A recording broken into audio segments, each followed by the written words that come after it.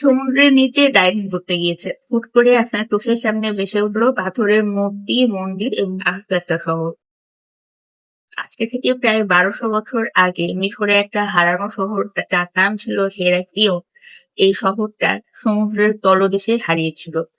সমুদ্রের তলদেশে এই শহরটা কিভাবে হারিয়ে গিয়েছে সেই সবকিছু জানবো আজকের কন্টেন্টে, তবে সেটা বিজ্ঞানের চোখে।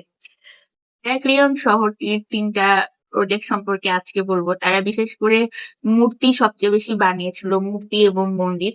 এই মূর্তি এবং মন্দিরের কিছু নাম ছিল, সেটাই আমি বলছি।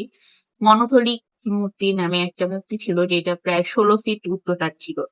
তো সেই সময়ে এই যে হেরাক্লিয়ন যে শহরটা ছিল, এইটার মাটিটা বিশেষ করে একটা কারণে সেই মাটিটা শক্ত হতো না। শক্ত হতো না এটাই বোঝাচ্ছে যে সেই মাটিটার তাপমাত্রার তারতম্যের কারণে মাটিটা শক্ত অবস্থা থেকে নরম অবস্থা হয়ে যেত বা লিকুইড হয়ে যেত। কাজে তারা যে মূর্তিগুলো বানাতো বা টেম্পল গুলো যে বানাতো, মন্দিরগুলো, সেগুলো শেষের দিকে এসে শহর ধ্বংস যখন শুরু হয় তার আগেই সেই মূর্তিগুলো দেবে যেতে শুরু করে।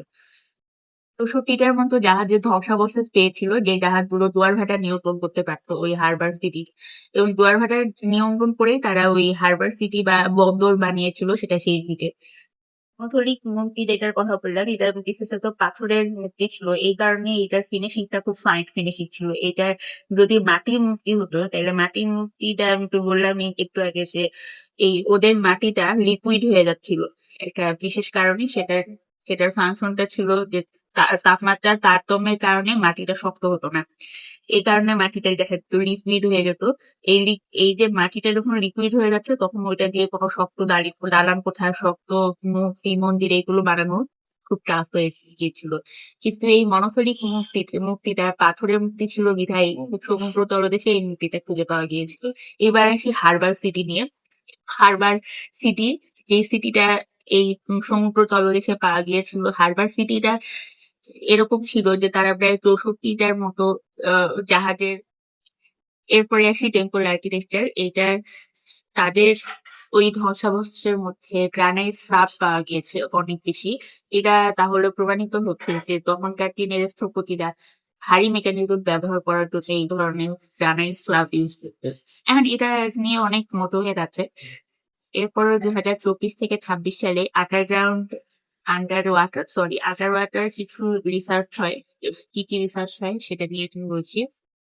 অ্যাডভান্স মাল্টি-বিম ইকো সাউন্ডার একটা পরীক্ষা পদ্ধতি, এবং এআই এআই সহ আরো কিছু পরীক্ষা পদ্ধতির মাধ্যমে আন্ডার ওয়াটার তারা কিছু রিসার্চ করে, এবং সেখান থেকে তারা সেই যুগের স্বর্ণালঙ্কার, স্বর্ণ এবং একটা গোপন মন্দির পেয়েছিল এই রিসার্চ করে, এবং এই রিসার্চটা এখনো চলমান আছে।